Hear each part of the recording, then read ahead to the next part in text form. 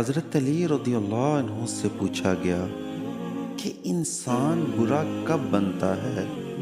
فرمایا، جب وہ اپنے آپ کو دوسروں سے اچھا سمجھنے لگے۔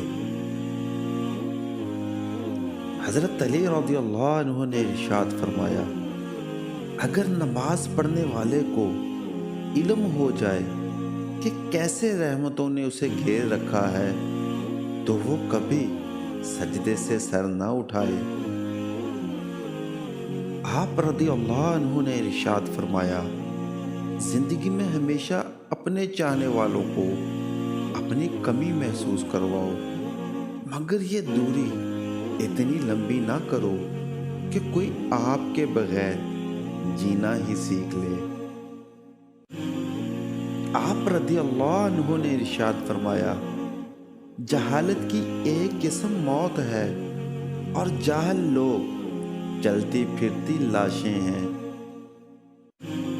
آپ رضی اللہ عنہ نے ارشاد فرمایا، دولت مٹی کی طرح ہے اور مٹی کو پیر کے نیچے رکھنا چاہیے، اگر سر پر چڑھاؤ گے تو قبر بن جائے گی، قبر زندہ لوگوں کے لیے نہیں ہوتی۔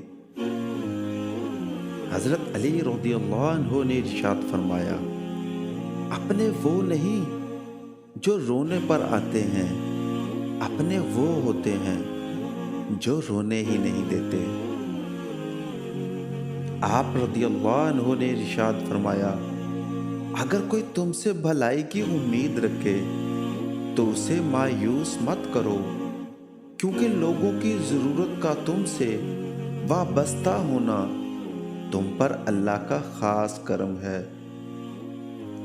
حضرت علی رضی اللہ عنہ نے فرمایا، اپنی خوشی کے لیے کسی دوسرے کی خوشی خاک میں مت ملاؤ، تمہاری وہ خوشی بیکار ہے جس کے پیچھے کسی کے آنسو ہوں۔